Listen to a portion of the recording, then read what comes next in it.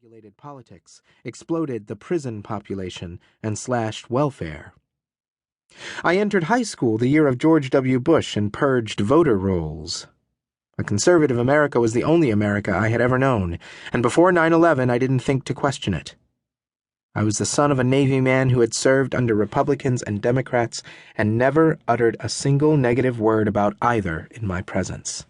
He was proud to serve his country and carry out his missions no matter who was commander-in-chief.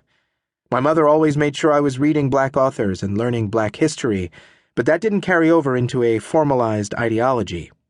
I didn't seek out any political education on my own, and living inside the bubble of American-born ignorance suited me just fine. But after the towers fell, and Bush took the country to war in Iraq, the apolitical stance I'd adopted became insufficient to help me process what was happening in the world. I was unclear about where to turn to make sense of it all. Until I found The Boondocks. The first time I saw Aaron McGruder's comic strip The Boondocks was in the July 1998 issue of The Source magazine with Master P on the cover.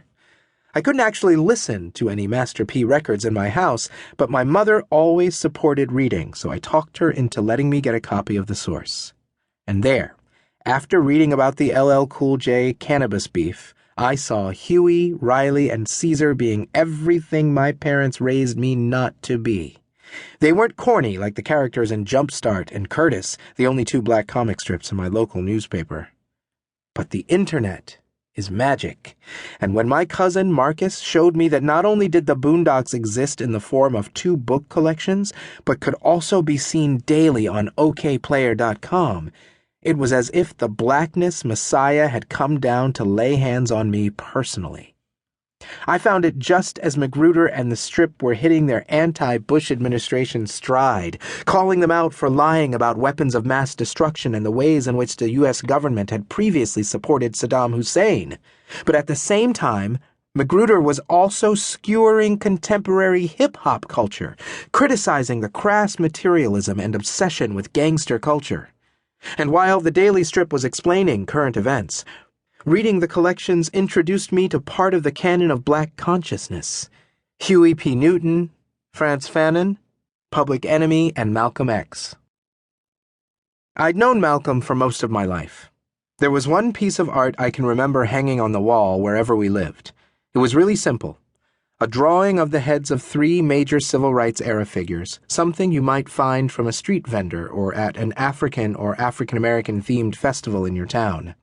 Ours was of Martin Luther King Jr., the Honorable Elijah Muhammad, and Malcolm X. Malcolm was in the center. His head was the largest. One of my fondest early memories is of a Black History Month program that my father participated in while we were living in Naples, Italy.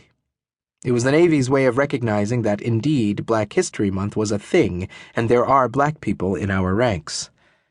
They had different servicemen and women dress the parts of notable black historical figures and then deliver speeches in character. I was 4 years old, and I watched the program from a theater balcony as my father, already kind of looking the part, stood and delivered as Malcolm X.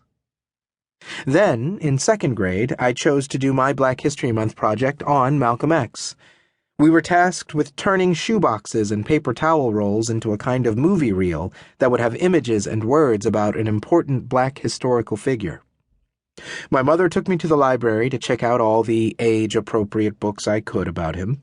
My father let me borrow some of his books, too, including his copy of the autobiography of Malcolm X. I didn't understand much of what I read, but I knew the words excited me. I knew Malcolm excited me. He meant something special to me even before I could articulate what that something was. Malcolm X excited me because he was dangerous. I knew that much because when I gave the presentation of my project, several of my white classmates started crying, and my teacher made me stop before I finished. It was about 3 or 4 of them, one right after the other, their faces turning bright red with only their tears to interrupt the discoloration, upset as I told them about how Malcolm X believed in fighting the white man by any means necessary, and he brandished the guns to prove it. I remembered this episode when, at 16, I reread the autobiography of Malcolm X. I was actually able to understand it this time, and I was better able to say what it was about